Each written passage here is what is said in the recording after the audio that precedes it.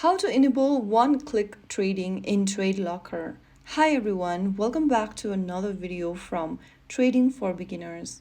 If you want to enable one-click trading in TradeLocker, then here's how you can do it.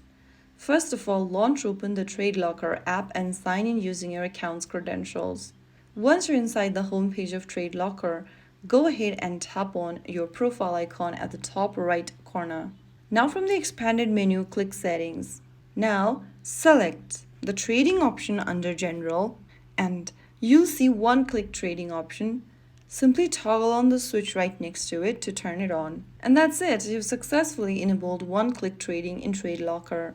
With this feature turned on, you can enter and exit trades more quickly, helping you react faster to market movements. So there you have it. If you found the video to be helpful, don't forget to like, share, and subscribe to our channel.